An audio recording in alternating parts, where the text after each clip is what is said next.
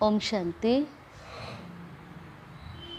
11/6/20 के महावाक्य है। मीठे बच्चे, यह रुद्र ज्ञान यज्ञ स्वयं रुद्र भगवान ने रचा है। इसमें तुम अपना सब कुछ स्वाहा करो, क्योंकि अब घर चलना है। इस रुद्र ज्ञान यज्ञ स्वयं रुद्र भगवान ने रचा है। इसमें तुम अपना सब कुछ स्वाहा करो, क्योंकि अब घर चलना है। प्रश्न है, संगम युग पर कौन सा वंडरफुल खेल चलता है?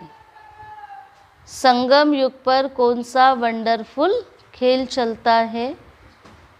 उत्तर, भगवान के रचे हुए यज्ञ में ही असुरों के विघ्न पड़ते हैं। यहाँ भी संगम पर ही वंडरफुल खेल चलता है। भगवान के रचे हुए यज्ञ में असुरों के विघ्न पड़ते, अर्थात आसुरी संस्कारों वालों के विघ्न पड़ते हैं।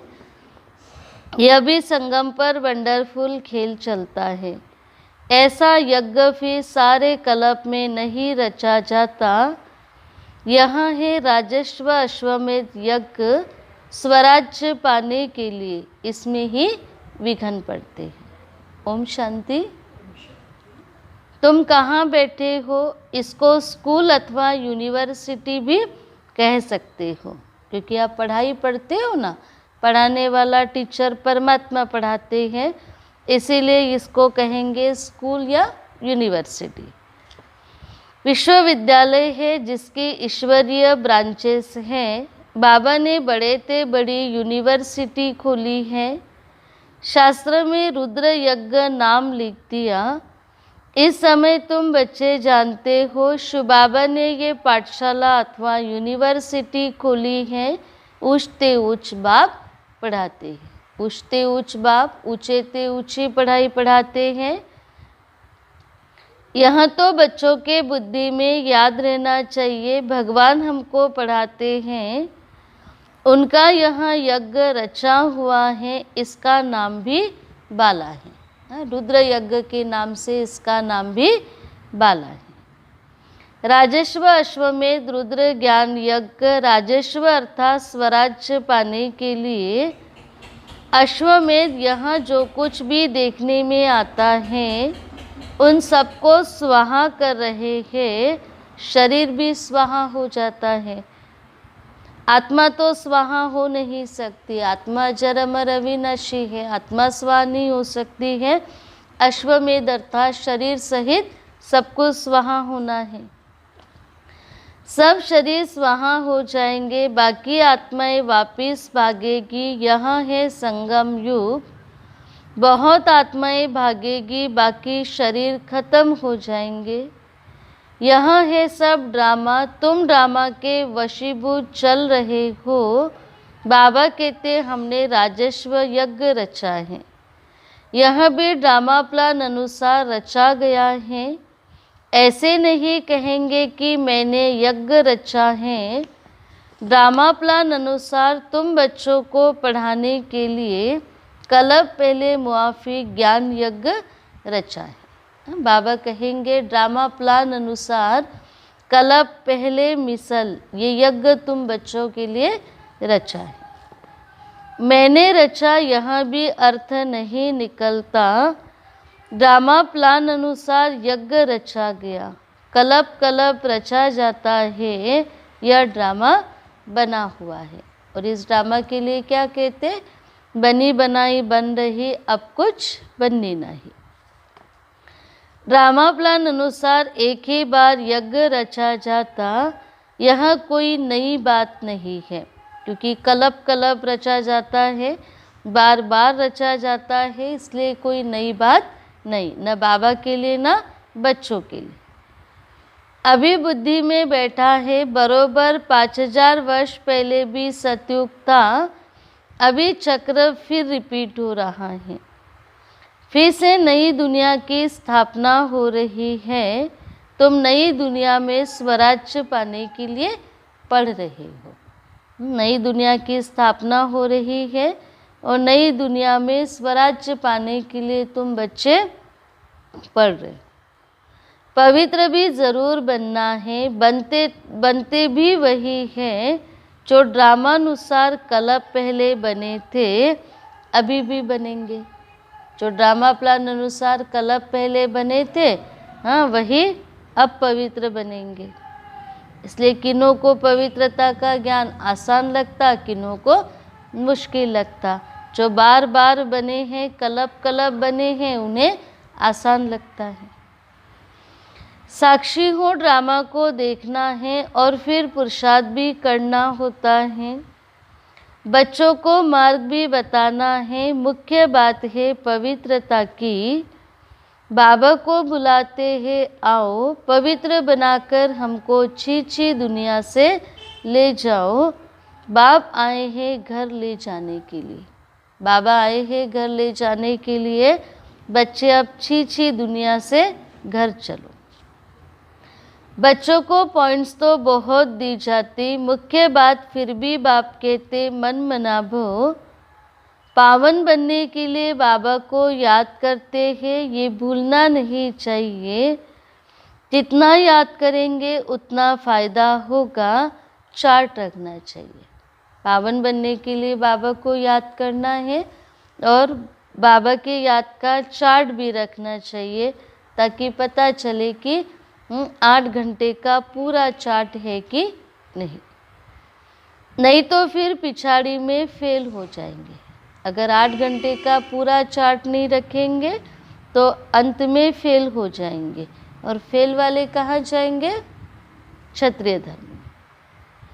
बच्चे समझते हम ही सतो प्रधान थे। नंबरवार पुरुषार्थ अनुसार जो ऊंच बनते हैं उनको मेहनत भी जास्ती करनी पड़ेगी, याद में रहना पड़ेगा।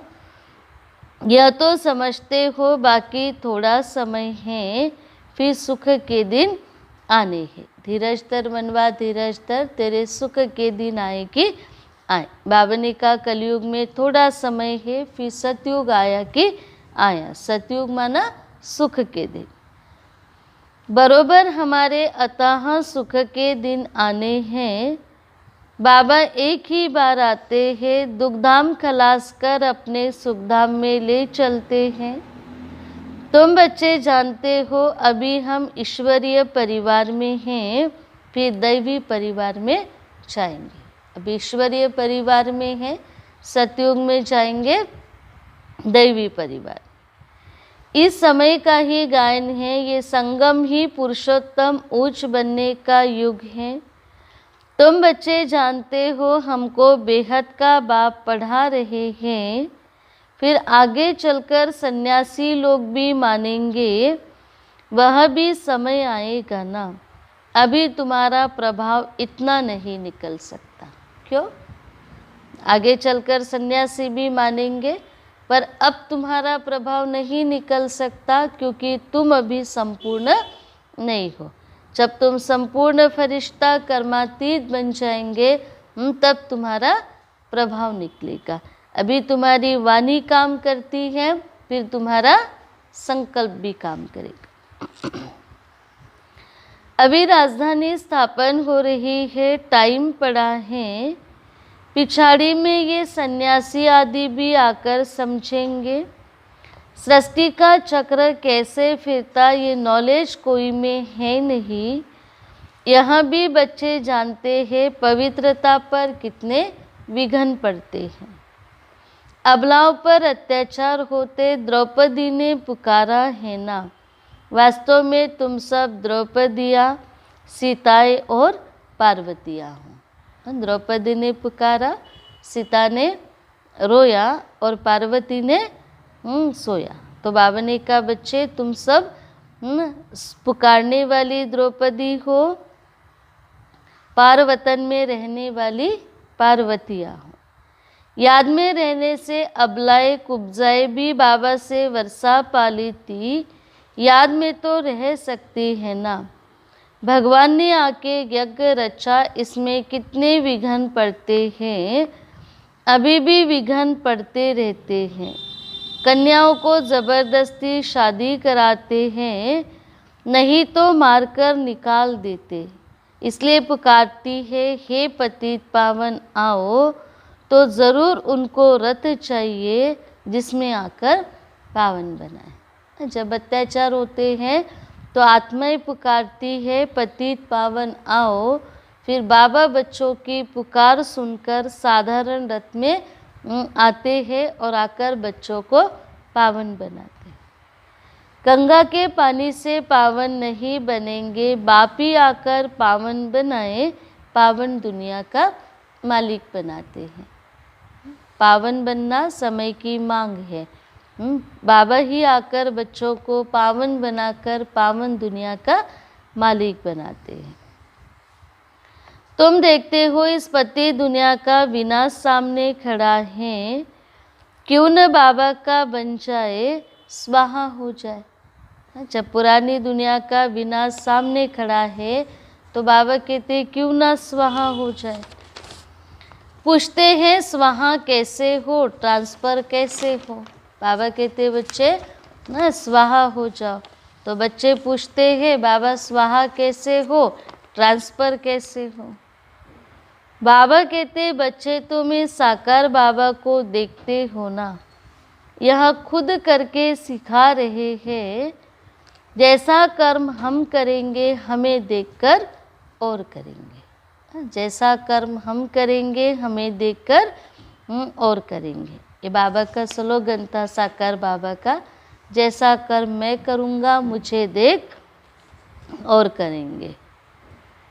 सारा यज्ञ में स्वाहा कर दिया, स्वाहा होने में कोई तकलीफ थोड़ी ही है। ये न बहुत साहूकार था न गरीब था, साधारण था। ब्रह्मा बाबा भी न साहूकार था न गरीब था, साधारण था, बीच का था। जैसे ब्रह्मा बाबा ने स्वाहा किया ऐसे तुम बच्चों को भी स्वाहा करना है। यज्ञ रचा जाता तो उसमें खान पान की भी सब सामग्री चाहिए ना। यह है ईश्वरीय यज्ञ। ईश्वर ने आकर इस ज्ञान यज्ञ की स्थापना की है। तुमको पढ़ाते हैं इस यज्ञ की महिमा बहुत भारी है। ईश्वर के द्वारा रचा हुआ यज्ञ है। इस यज्ञ में सबको स्वाहा होने से वेस्ट जल जाता है और बेस्ट निखर के आता है। इसीलिए इस यज्ञ की बहुत भारी महिमा है। क्या महिमा इसकी? अश्वमेध अविनाशी रुद्र यज्ञ। ईश्वरीय यज्ञ से तुम्हारा निर्वाह होता है, शरीर निर्वाह होता है। जो अपने को अर्पणमय समझते हैं, हम ट्रस्टी हैं, ये सब कुछ ईश्वर का है। हम शिव बाबा के यज्ञ से भोजन खाते हैं, ये भी समझ की बात है ना। यहाँ तो नहीं सबको आकर बैठना है। बाबा ने कहा या तो सबको आकर नहीं बैठना है, पर घर गृहस्थ व्यवहार में रहते ट्रस्टी होकर रहना है कि हम ईश्वर के यज्ञ से भंडारे से खाते हैं। अगर अपने को अपने ही प्रॉपर्टी का ट्रस्टी समझेंगे तो यज्ञ किसका हो गया? घर भी किसका हो गया? बाबा का। इनका सैंपल तो देखा कैसे सब कुछ स्वाहा किया। बाबा कहते जैसे कर्म यह करता है, इनको देख औरों को भी आया, बहुत स्वाहा हुए। जैसे ही ब्रह्मा बाबा ने सब अर्पण किया, स्वाहा किया, बाबा को देखकर परिवार के परिवार यज्ञ में स्वाहा हुए। तो उस समय बाबा को देखकर बहुत स्वाहा हुए। तो ब्रह्मा बाबा स्वाहा हुए, उनका अपना खाता बना और औरों का स्वाहा कराया, उसका भी खाता बना। जो जो हुए वह अपना वर्षा लेते, बुद्धि से भी समझा जाता आत्मा तो चली जाएगी, बाकी शरीर सब खत्म हो जाएंगे। ये बेहद का यज्ञ है, इसमें सब स्वाहा होंगे। तुम बच्चों को समझाया जाता कैसे बुद्धि से स्वाहा हो, नष्ट मोहा बन जाओ।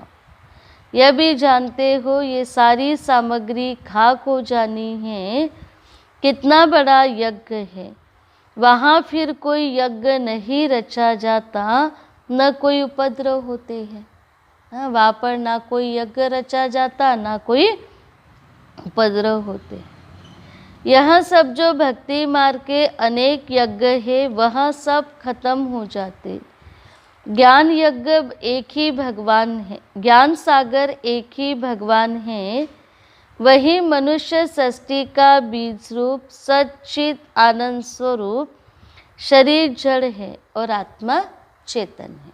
शरीर जड़ है और आत्मा चेतन है। वह ज्ञान सागर है। तुम बच्चों को ज्ञान सागर बैठकर पढ़ाते हैं, वहाँ सिर्फ गाते रहते तुम, और तुमको बाबा सारा ज्ञान सुना रहे हैं। वो सिर्फ बाबा की महिमा गाते रहते, ज्ञान सागर, गुण सागर, और तुमको बाबा सारा ज्ञान सुना रहे। ज्ञान कोई बहुत तो है नहीं, वर्ल्ड का चक्र कैसे फिरता है, सिर्फ ये समझाना है। सेकंड का ज्ञान है कि वर्ल्ड का चक्र कैसे फिरता है, सिर्फ यह समझाना है। 84 जन्मों की सीढ़ी कैसे चढ़ते कैसे उतरते हैं, वो समझाना है।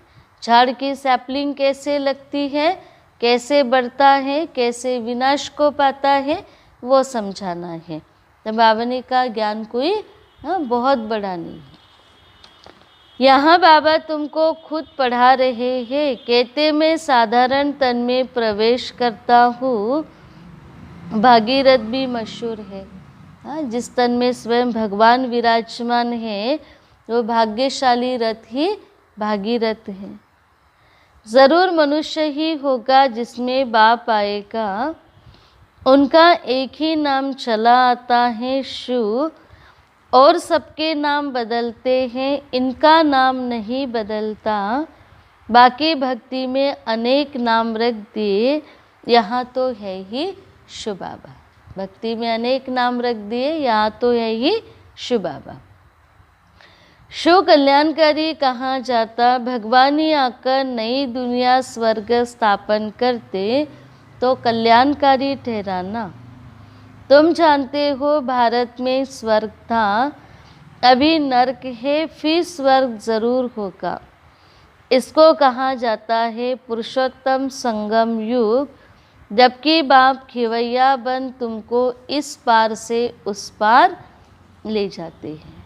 बाबा हम बच्चों को खिवैया बनकर इस पार से उस पार ले जाते हैं। तो संगम युग की विशेषता, बाप खिवैया बनकर इस पार से उस पार ले जाते, डूबी हुए बेड़े को बाबा पार करते हैं। यह है पुरानी दुनिया, दुख की दुनिया, फिर जरूर नई दुनिया स्वर्ग होगी। क्रमानुसार जिसके लिए तुम अभी पुरुषार्थ करते हो, बाबा की याद घड़ी घड़ी भूल जाती है। इसमें है मेहनत। बाकी तुमसे जो विकर्म हुए उनकी सज़ा कर्म भोग के रूप में भोगनी ही पड़ती है। कर्म भोग अंततः भोगना ही है, उसमें माफ़ी नहीं मिल सकती है। बाबा ने कहा शिव बाबा को याद करेंगे तो पुरानी दुख की दुनिया भूल जाएगी। बाकी बाबा की याद घड़ी घड़ी भूल जाते, बाबा की याद में ही मेहनत है। कर्म भोग के रूप में विकर्मों की सज़ा भोगनी पड़ती है, उसमें माफ़ी नहीं मिल सकती। ऐसे नहीं बाबा क्षमा करो, कुछ भी नहीं, ड्रामानुसार सब होता है। भले बाबा क्षमा का सागर, दया का सागर है, पर किए हुए कर्मों की सज़ा कर्म भोग के रूप में भोगनी पड़ती है। अगर बाबा माफ़ी कर दे तो रोज़ करेंगे और रोज़ माफ़ी मांगेंगे। कुछ हल्का तो पड़ सकता है पर पूरा माफ़ नहीं हो सकता। क्षमा आदि होती नहीं, हिसाब किताब चुकतू करना है। तमो प्रधान से सतो प्रधान बनना है, इसके लिए श्रीमत भी मिलती है। श्री श्री शिव बाबा की श्रीमत से तुम भी श्रेष्ठ बनते हो। ऊँचते ऊँच बाबा तुमको ऊँच बनाते, तुम अभी बन रहे हो। अभी तुमको स्मृति आई, बाबा कल्प कल्प आकर हमको पढ़ाते हैं। आधा कल्प उनकी प्रारब्ध मिलती है। सृष्टि चक्र कैसे फिरता है उस नॉलेज की दरकार ही नहीं रहती। कहाँ? सतयुग में।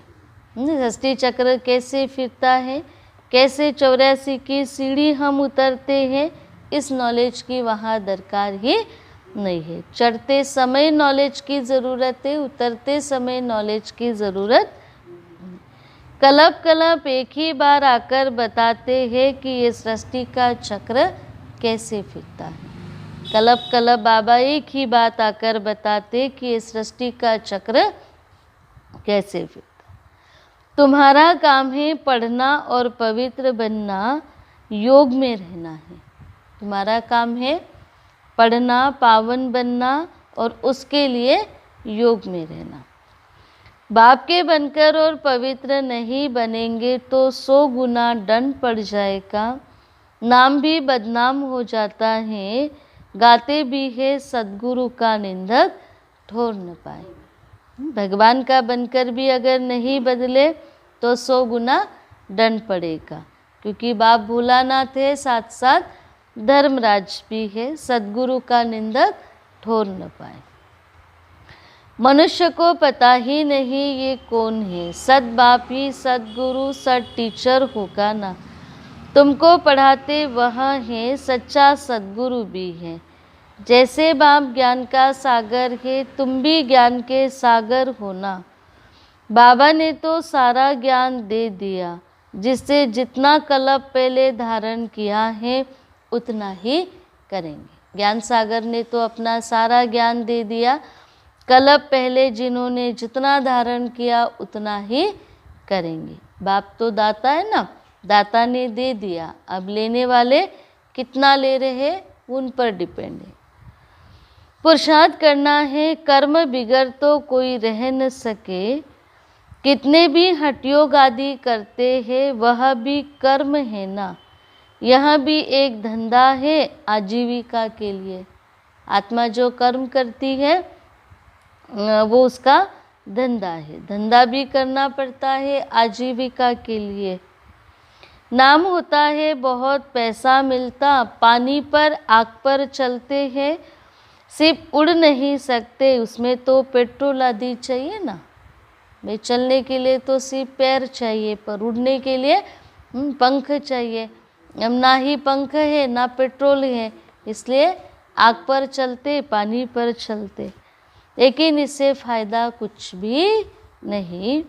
पावन तो बनते नहीं हैं।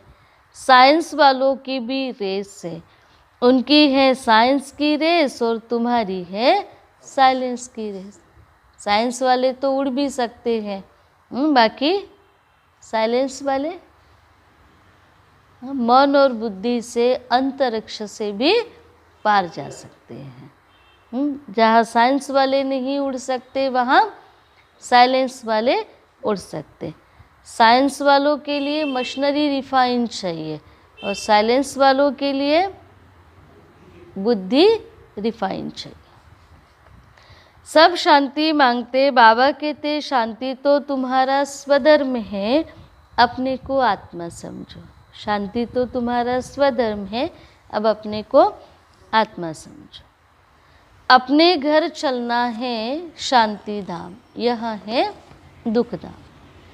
हम शांति धाम से फिर सुख धाम में आएंगे, ये दुख धाम खलास होना है। ये अच्छी रीति धारण कर फिर औरों को धारण कराना है। बाकी थोड़े रोज़ है। कितने रोज़ है? बाकी थोड़े रोज़ है। बाबा ने कहा बच्चे 16-17 साल का भी हिसाब नहीं लगाना, 20 साल का भी हिसाब नहीं लगाना। बहुत गई थोड़ी रही, थोड़ी में भी थोड़ी। वो पढ़ाई पढ़कर फिर शरीर निर्वाह अर्थ माथा मारना पड़ता है। तकदीरवान बच्चे फौरन निर्णय ले लेते हैं कि हमें कौन सी पढ़ाई पढ़नी है। तकदीरवान बच्चे निर्णय ले लेते हमें कौन सी पढ़ाई पढ़नी है। तकदीरवान बच्चे निर्णय लेते हैं कि हमें कौन सी सर्विस करनी है।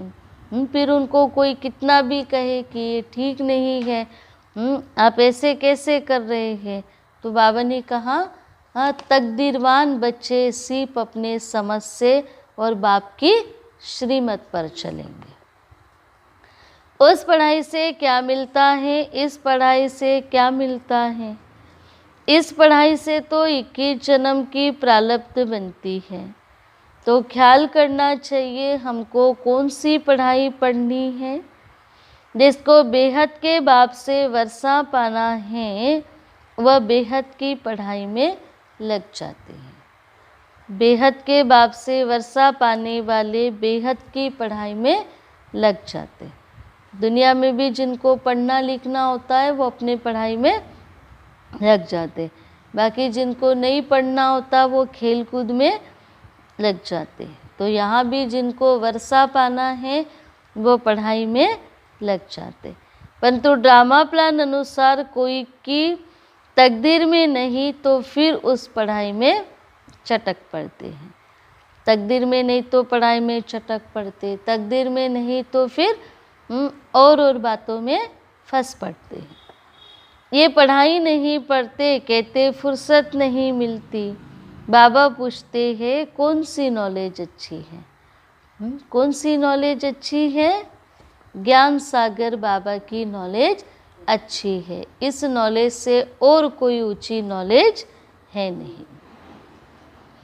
उनसे क्या मिलेगा और इनसे क्या मिलेगा? कहते बाबा जिस्मानी पढ़ाई से क्या मिलेगा, थोड़ा करके कमाएंगे। यहाँ तो भगवान पढ़ाते हैं, हमको तो पढ़कर राजाई पद पाना है, तो ज़्यादा ध्यान किस बात पर देना चाहिए? कोई तो फिर कहते बाबा ये कोर्स पूरा करके फिर आएंगे। बाबा समझ जाते इनकी तकदीर में ही नहीं है। कईयों को बाबा इशारा देते बच्चे आ जाओ, तो कई क्या कहते बाबा ये कोर्स पूरा हो जाए, इतना समय पूरा हो जाए फिर आए। भगवान की नज़र ही हीरे पर गई, जो कर सकता है जिनके तकदीर में है। फिर भगवान की ऑफ़र को ठुकरा देंगे तो क्या कहेंगे, इनके तकदीर में ही नहीं है। भगवान ऑफ़र दे रहा है। हाँ, भक्ति में कहाँ भगवान जो हूँ जैसा हूँ तेरा हूँ, अपने काम के लिए ले लो, कुछ तो काम दो। अब भगवान कहते बच्चे आओ सारे विश्व को पावन बनाने की सेवा करो, तो अब क्या कहेंगे, बाबा उम्र पूरी हो जाए, हाँ बाबा ये काम पूरा हो जाए तब आएंगे। बाबा समझते इसके तकदीर में ही नहीं। इसलिए देखो जिनके तकदीर में था वो कैसे भागे भागे बाबा के पास चले आए।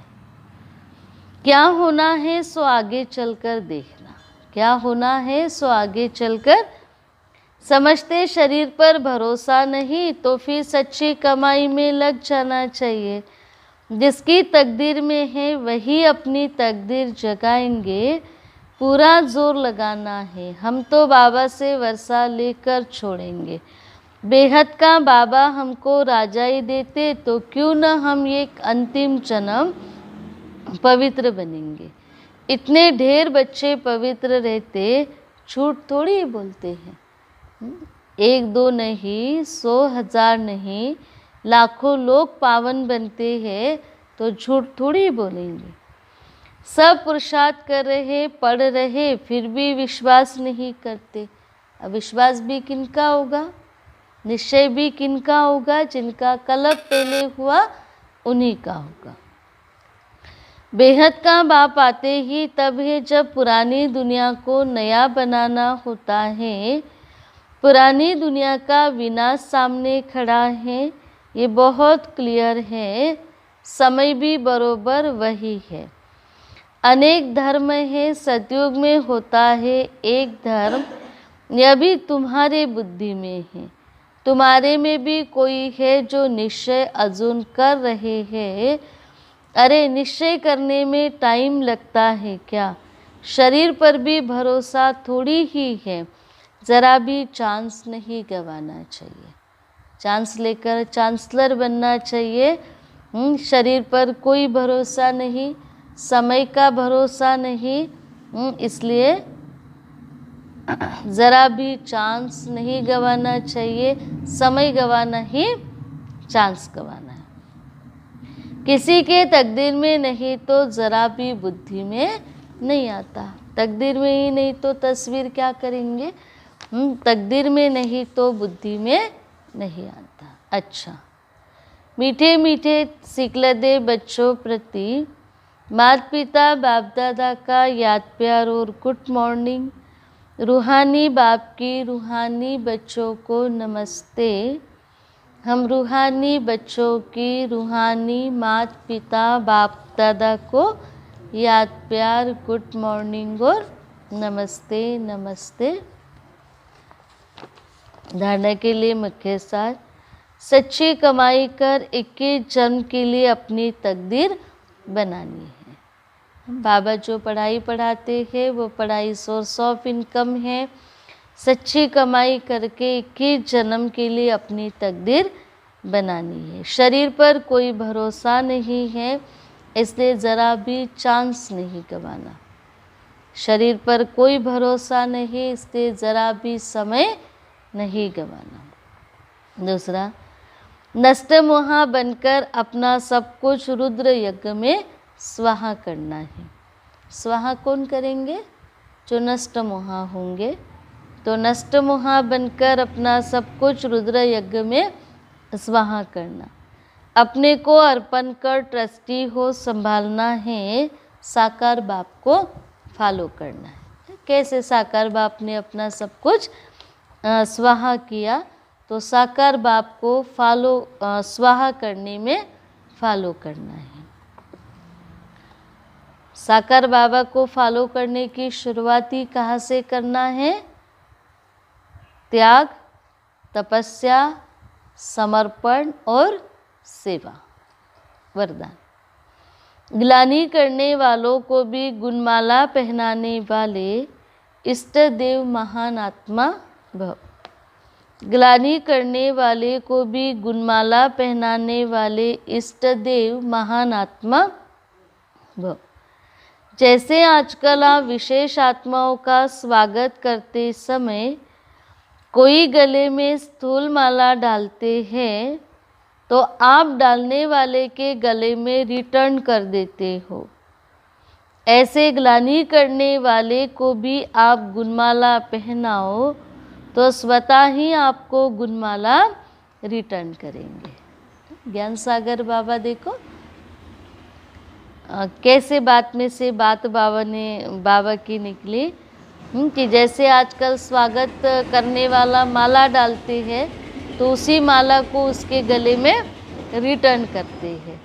ऐसे बाबा ने कहा, ग्लानि करने वालों को भी आप गुणमाला पहनाओ तो स्वतः ही आपको गुणमाला रिटर्न करेंगे।